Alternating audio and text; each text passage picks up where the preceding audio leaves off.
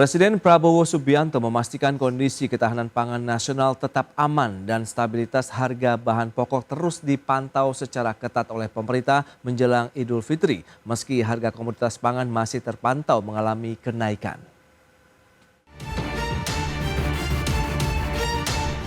Presiden Prabowo Subianto memastikan kondisi ketahanan pangan nasional tetap aman dan stabilitas harga bahan pokok terus dipantau secara ketat oleh pemerintah jelang Idul Fitri. Prabowo juga menyampaikan bahwa harga-harga komoditas strategis seperti beras, minyak goreng, dan daging tetap stabil. Bahkan harga cabai rawit yang sempat naik telah mulai menunjukkan penurunan. Bahwa di saat bulan-bulan ini, apalagi menjelang Ramadan dan Idul Fitri, kondisi pangan kita aman, kondisi pangan kita cukup terkendali. Meski demikian, berdasarkan pantauan tim IDEX Channel, harga komoditas pangan masih terpantau mengalami kenaikan. Di antaranya bawang merah, bawang putih, cabai, daging sapi, daging ayam, hingga minyak goreng kemasan. Di Pasar Minggu Jakarta Selatan, harga daging sapi mengalami peningkatan yang signifikan. Kenaikan harga daging ini sudah terjadi sejak 3 hari lalu. Diperkirakan harga daging sapi akan terus naik hingga Rp170.000 per kilogram. Sapi menjelang sekitar 16 Pak. Sekarang itu 14, 13.5. Oh, 135.000 sampai Ya. 140.000. Ya, Itu kenaikannya sudah berapa hari, Pak? menjelang 3 hari ke sini. 3 hari kesini. Bakal ada kenaikan lagi nggak tuh, Pak? Kayaknya bakal ada kenaikan lagi dari RPH-nya. Oh, itu kenaikan dari 5.000, Pak ya? Iya. 135.000 sampai 140. Puncaknya berapa sih, Pak, harga, Pak? Bisa diperkirakan, Pak? Sekitar 16-17 Pak. Masyarakat berharap pemerintah mampu menjaga stabilitas harga pangan di tengah melemahnya daya beli masyarakat. Dari Jakarta, Tim Liputan, IDEX Channel. Ya, pemirsa, untuk membahas tema kita kali ini, antisipasi kenaikan harga kebutuhan pokok menjelang Lebaran, kita sudah tersambung melalui Zoom bersama dengan Bapak Abdullah Mansuri, Ketua Umum Ikatan Pedagang Pasar Indonesia IKAPI. Halo Pak Abdullah Mansuri, apa kabar? Halo Mas Pras, sehat. Kabar baik ya, terima kasih banyak atas waktu yang disempatkan ini Pak Mansuri, dan sudah bergabung juga Profesor Dwi Andreas Santosa, Guru Besar IPB dan juga Ketua Umum Asosiasi Bank Benih dan Teknologi Tani Indonesia. Halo Prof Dwi, apa kabar? Baik, Mas Pras. Baik, terima kasih juga. Semoga sehat juga. Sehat selalu. Terima kasih nih Prof Dwi. Baik, sebelum membahas lebih jauh, kita akan update terlebih dahulu nih dari Pak Abdullah Mansuri terkait dengan pergerakan harga bahan pokok saat ini di pasaran seperti apa? Apakah benar ada kenaikan atau sebenarnya memang cenderung stabil begitu? Silakan Pak. Ya, memang saya harus akui bahwa Ramadan tahun ini tidak sesuai ekspektasi kami ya, khususnya kami pribadi. Ekspektasi kami sebenarnya berharap agar Lebaran ini jauh lebih aman, jauh lebih terkendali, jauh lebih banyak pembelinya. Tetapi memang faktanya tidak seperti itu. Karena saya pikirnya karena ada Menko Pangan, karena Presiden juga fokus di pangan dan langkah-langkah yang dilakukan kementerian terkait juga cukup terlihat wow gitu ya, fantastis. Tapi memang di lapangan tidak seperti itu. Tetapi apapun, kami terima kasih sudah melakukan usaha-usaha dan upaya-upaya untuk melakukan stabilitas pangan. Mas Pras, ada beberapa fase pangan di Ramadan yang selalu saya sampaikan. Fase pertama adalah fase menjelang Ramadan, fase kedua adalah fase menjelang Lebaran, fase ketiga adalah fase pasca Lebaran. 3 fase ini hampir 10 tahun terakhir mengalami kenaikan harga pangan. Ini adalah masuk di fase kedua, fase di mana 1 minggu menjelang Lebaran. Fase 1 minggu menjelang Lebaran ini adalah fase paling krusial, fase paling berat dan panjang ya, fase paling berbahaya bagi pangan kita jika tidak diantisipasi dengan baik. Hmm. Nah, fase ini biasanya beberapa komoditas mengalami kenaikan dan ini selalu saya sampaikan, ada minyak, ada gula, ada Oke. cabai, ada bawang, ada daging. Ini selalu saya sampaikan selama bertahun-tahun dan ini bisa dicek di hampir semua pemberitaan saya sampaikan ini. Nah, untuk tahun ini memang yang mencolok adalah daging sapi yang kenaikannya konsisten dan cukup fantastis. Yang kedua cabai sempat turun tetapi naik lagi sekarang sekitar 100 ribuan. Yang ketiga ada bawang merah, sebenarnya relatif turun sempat 35, sekarang naik lagi jadi 50. Oke. Nah, ini beberapa komoditas yang memang harus dijaga dan dikawal bersama-sama sampai pasca Lebaran. Baik, Pak Mansuri. Nah, lantas Prof Dwi, dengan kondisi yang ada, apa yang bisa kita cermati begitu? Dari sisi ketersediaan pasokan begitu, apakah memang ada kendala di lapangan atau memang karena demand-nya yang tinggi karena momentum tadi ada beberapa fase yang disampaikan Pak Mansuri, ada menjelang Ramadan, menjelang Lebaran dan pasca Lebaran begitu, Prof? Iya, apa yang dimaksud yang disampaikan Pak Mansuri tadi sudah benar ya, karena memang pengamatan kami dari data, saya memiliki data time series selama 11 tahun mengamati pergerakan harga masing-masing komoditas di Indonesia. Pergerakan di Ramadan itu mengikuti pelana kuda. Tadi Pak Mansuri juga sudah menyampaikan, kan harganya pasti naik menjelang puasa. Kan pengamatan kami, saya kurang tahu apakah IDX atau TV lain ya, ketika menjelang puasa kami diwawancarai, pas saat itu naik antara 1-20%. Tergantung komoditasnya sudah barang tentu. Yang komoditas yang relatif aman pada saat menjelang puasa dan saat ini itu beras. Jadi karena memang pada saat ini kita sedang memasuki panen raya Maret April, sehingga harga beras relatif stabil. Kalaupun terjadi kenaikan teramat kecil. Nah, lalu bagaimana? Jadi pelana kuda, lalu kemudian biasanya setelah awal puasa, kemudian harga turun lagi. Dan ini kami amati, harga turun lagi, lalu kemudian kira-kira seminggu menjelang hari raya, sekarang ini harga pasti naik. Berapa kenaikannya Mas saat ini dari catatan kami, itu bawang merah dalam seminggu terakhir ini naik 7%. Bawang putih naik 5%. Lalu kemudian cabai itu naik antara 7-9%. Lalu daging ayam relatif stabil karena memang ada dua hal yang penting saya kira. Tidak hanya masalah hari raya, tapi nanti saya jelaskan. Lalu daging sapi seminggu terakhir ini sudah naik sekitar 5%, 5-6%. Lalu minyak goreng pun yang sebenarnya dalam tata kelola pemerintah ini juga mengalami kenaikan. Nah, sedangkan yang tadi yang sudah saya sampaikan itu beras, gula pasir, telur ini masih mengalami penurunan. Tapi nanti penurunan tersebut terutama untuk telur dan daging ayam relatif tidak mengalami kenaikan yang signifikan. Itu akan naik lagi nanti, justru setelah hari raya. Nah, jadi nanti setelah hari raya beberapa komoditas yang tadi saya sampaikan akan turun harganya. Tapi ada beberapa komoditas yang nanti akan naik terus. Jadi itu yang saya kira perlu diantisipasi oleh pemerintah maupun kita bersama. Nah lantas kalau kita lihat dengan stoknya sendiri bagaimana, kita akan bahas nanti di segmen berikutnya Prof Dwi. Pak Mansuri, kita akan jeda dulu sebentar dan pemirsa pastikan Anda masih bersama kami.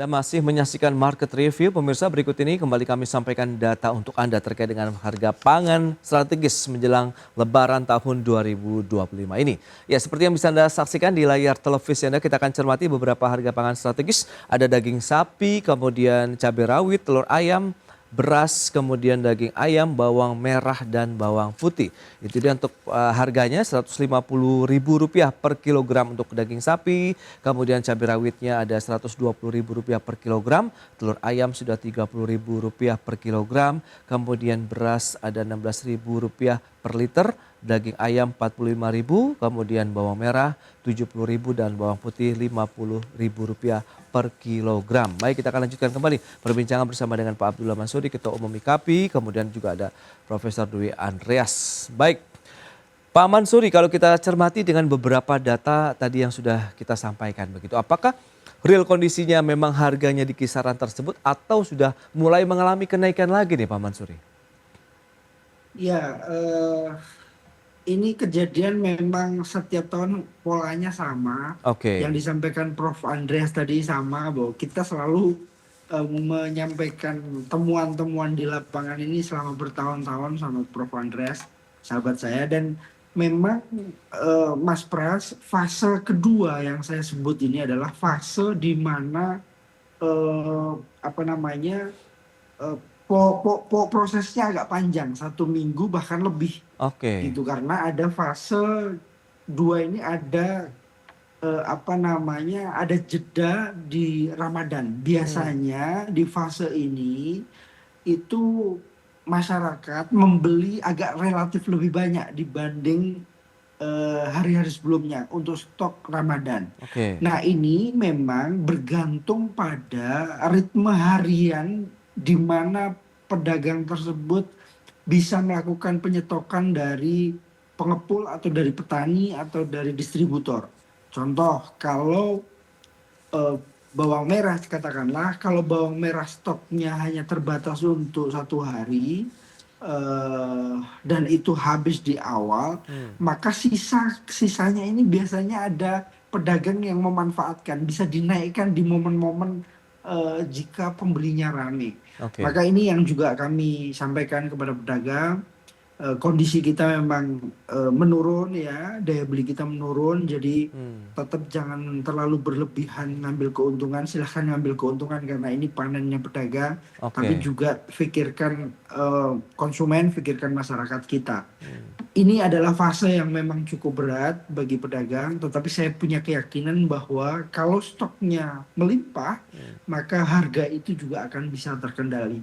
Nah, beberapa komoditas yang harus dijaga selain tadi Prof. Andreas sampaikan, memang sayur mayur, buah itu menjadi salah satu komoditas yang bisa dikatakan hampir pasti naik, buah dan sayur mayur.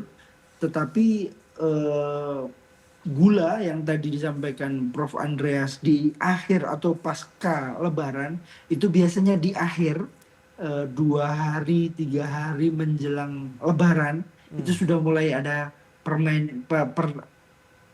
kenaikan permintaan dan kenaikan harga biasanya, Mas Pras. Oke. Nah, kalau kita cermati dengan kondisi saat ini, langkah yang dilakukan teman-teman IKAPI sendiri bagaimana? Apakah memang stok saat ini sudah cukup melimpah seperti yang Anda katakan sehingga harga tidak terlalu mengalami fluktuasi yang cukup tinggi begitu? Iya, ini anomali sebenarnya, Mas Pras. Oke. Tahun ini memang kami tidak bisa memberikan selebaran, arahan atau informasi kepada pedagang karena di awal kami menyampaikan masyarakat jangan terlalu menyetok banyak, berbelanjalah sebagaimana mestinya. Besok bisa belanja lagi atau lusa bisa belanja lagi, datang lagi ke pasar kami pastikan stok aman. Nah, setelah kami sampaikan bahwa stok itu aman, fakta yang kami terima dari awal Ramadan di fase pertama, penurunan permintaan itu relatif sangat dahsyat dibanding tahun kemarin. Kami belum hitung karena ini baru masuk fase kedua, belum selesai fase ketiga, sehingga kami belum bisa mengakumulasi berapa sebenarnya penurunan permintaan atau penurunan daya beli masyarakat dibandingkan tahun lalu. Tetapi dari keluhan pedagang cukup terasa dan cukup signifikan dibanding tahun lalu, Mas Pras. Itu soal apa yang bisa kami sampaikan kepada pedagang. Tetapi sekali lagi, pemerintah dalam hari ini tiga kementerian mungkin ya, selain Menko Pangan, ada Kepala Badan Pangan atau Bappenas, ada Kementerian Pertanian dan ada Kementerian Perdagangan. Kami berharap koordinasinya lebih kuat, jangan ambil alih kewenangan masing-masing.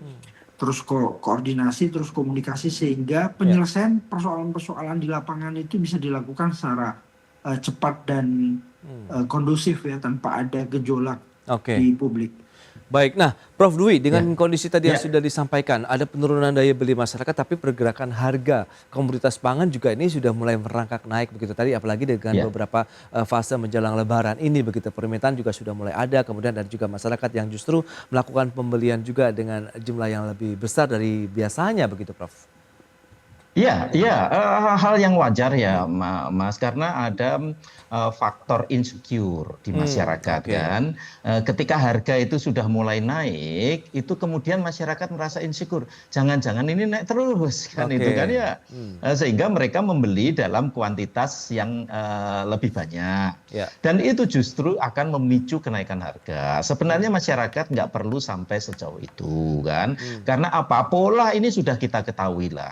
Pola kenaikan harga nanti setelah Lebaran pasti turun kan gitu kan. Jadi tidak perlu harus menyetok dalam berlebihan. Sudah barang tentu itu kenaikan harga di masa hari raya, di Lebaran atau masa puasa, awal puasa itu hal yang wajar, dan itu bagi sedulur tani kami itu ya dianggap saja sebagai berkah Ramadan lah. Dalam arti apa? Ya sudah barang tentu untuk komoditas tertentu ya, komoditas tidak semua komoditas sudah barang tentu. Nah, karena apa? Karena sudah barang tentu mereka baru menikmati keuntungan yang memadai. Yang paling penting bagi pemerintah menjaga bahwa kenaikan harga yang di tingkat konsumen ini tertransmisi dengan sangat baik di tingkat produsen. Untuk beberapa komoditas misalnya cabai itu pengamatan kami ada jaringan petani cabai juga di Jawa Timur misalnya, mereka juga menikmati kenaikan harga yang terjadi saat ini kan, sehingga tidak perlu dikhawatirkan kan. Bawang merah sebagian juga kan untuk produk-produk yang perishables, produk-produk yang mudah rusak Mas, itu transmisi harganya relatif baik. Tapi produk-produk yang bisa disimpan dalam tempo yang agak lama, nah ya ini yang tadi sudah disampaikan oleh Pak Mansuri, hati-hati nih kan, pemerintah perlu mengatur itu. Misalnya ada pedagang yang mungkin juga kecil ya, yang misalnya menimbun sehingga menyebabkan harga naik. Nah lalu tadi yang tadi saya sampaikan ya, setelah hari raya bagaimana? Apakah semua komoditas nanti akan mengalami penurunan? Jawabannya tidak. Nah, lalu karena apa? Karena kita masuk pada pola harga tahunan yang memiliki pola tersendiri. Dan misalnya telur ini nanti masih akan turun sampai sekitar bulan April, telur dan daging ayam ya. Tapi setelah itu akan naik terus. Jadi nanti masyarakat akan, loh ini kok setelah Lebaran malah naik. Itu naik terus sampai puncaknya nanti di bulan Juli, lalu kemudian turun lagi, terendah di bulan Oktober, setelah itu naik lagi. Ini pola tahunan, itu untuk telur. Lalu dan daging ayam sudah barang tentu. Lalu bawang merah, tadi Pak Mansuri sudah sebut-sebut terkait bawang merah. Bawang merah saya pastikan akan naik terus Mas, sampai bulan Mei nanti. Ini yang harus diantisipasi. Nah kalau bawang putih, nah ini ya karena dikuasai oleh importir kan, jadi ya pemerintah perlu bisa mengatur harusnya untuk bawang putih, gula pasir, untuk minyak goreng itu, dan daging sapi sudah barang tentu karena 50% kebutuhan daging sapi kita kan kita impor. Itu pemerintah harusnya bisa mengatur sehingga harga bisa stabil. Itu Mas. Baik. Nah, jadi tidak perlu ada yang dikhawatirkan berlebihan. Pak Mansuri, lantas bagaimana proyeksi Anda terkait dengan pergerakan harga pangan kemudian tadi pada saat fase ketiga begitu? Apakah ini masih bisa tetap terkendali mengantisipasi adanya kenaikan bahan pokok begitu yang dialami oleh masyarakat di tengah adanya pelemahan daya beli masyarakat sendiri? Iya, ini pengalaman pertama Bapak Presiden menjadi presiden di tahun pertama ya. Saya berharap Lebaran ke depan jauh lebih baik ya. Bukan tidak menyerahkan sepenuhnya kepada pembantu-pembantunya, tetapi langsung memantau secara langsung, memimpin pergerakan pangan ini. Kita memang perlu ada evaluasi yang menyeluruh ya soal fase soal kebutuhan pangan yang fluktuasinya sudah terdeteksi sebenarnya dari tahun-tahun yang lalu. Ritmenya sama, ritmenya selalu Prof. Andreas tadi sampaikan bahwa ada ada saat-saat di mana harga cabai itu pasti akan tinggi, beras akan tinggi, tapi turun lagi, turunnya dari bulan ini ke bulan ini, itu kami juga punya catatannya. Maka perlu ada pemetaan wilayah produksi, perlu ada penguatan produksi kita sehingga kita bisa menjaga agar di wilayah-wilayah atau bulan-bulan tersebut komoditas-komoditas tersebut bisa terjaga. Nah, pertanyaan Mas Pras, apakah di Ramadan ini akan ada masih ada potensi kenaikan? Saya jawab sangat mungkin. Apakah ada potensi penurunan? Belum tentu kalau dalam waktu yang singkat, karena waktunya sudah cukup mepet dan tidak mungkin kami, termasuk kami dan pemerintah melakukan intervensi atau upaya-upaya lain untuk menurunkan harga. Waktunya sudah tidak ada lagi. Yang bisa dilakukan operasi pasar, tapi operasi pasar itu tidak menjamin. Operasi pasar ini adalah upaya akhir sebenarnya untuk menyeimbangkan saja agar tidak terlalu melejit tinggi. Karena apa? Karena operasi pasar itu kan dilakukan di luar pasar, bukan di dalam pasar. Kami sudah sampaikan sebenarnya, Mentan bikin Mentan, Bulog, Badan Pangan dan kawan-kawannya itu membuat operasi pasar di kantor pos silahkan. Tetapi saya yakin selama beberapa pengalaman bertahun-tahun ini itu tidak ada cukup berefek terhadap harga ada di lapangan. Karena apa? Yang jadi patokan adalah pasar tradisional.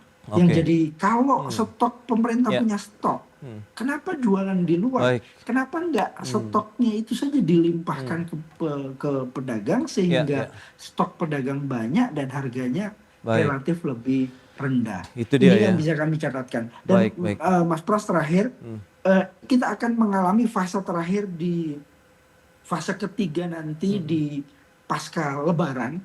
Fase ini sesungguhnya yang harus diantisipasi ya. Tadi dicatat oleh Prof. Andreas ada beberapa komoditas yang kami catat, ada daging, ada beberapa komoditas turunannya. Ini yang paling berbahaya sebenarnya karena apa? 2-3 hari libur Lebaran itu tidak ada panen, kadang-kadang distribusinya terganggu karena mereka harus libur dan lain sebagainya. Ini yang harus dijaga karena masih ada waktu. Yang untuk saat ini kami tidak yakin bisa terjaga, tapi yang bisa kami yakinkan harganya akan relatif lebih terjaga dan tidak terlalu tinggi, itu aja. Itu dia yang perlu diantisipasi, justru memang pasca Lebarannya juga untuk menjaga harga tetap stabil begitu untuk bahan-bahan pokok di Indonesia. Baik, Pak Abdullah Mansuri, terima kasih banyak atas informasi update yang sudah disampaikan. Prof. Dwi, terima kasih juga atas analisis dan juga informasi yang diberikan kepada pemirsa. Selamat melanjutkan aktivitas Anda kembali. Sampai berjumpa kembali. Salam sehat, Prof. Dwi. Salam sehat. Terima kasih, Pak Mansuri. Mas Aldean, Mas Mansuri. Baik pemirsa, 1 jam sudah saya menemani Anda dalam Market Review. Saya Prasetyo Wibowo beserta seluruh kerabat kerja yang bertugas pamit undur diri. Terima kasih dan sampai jumpa.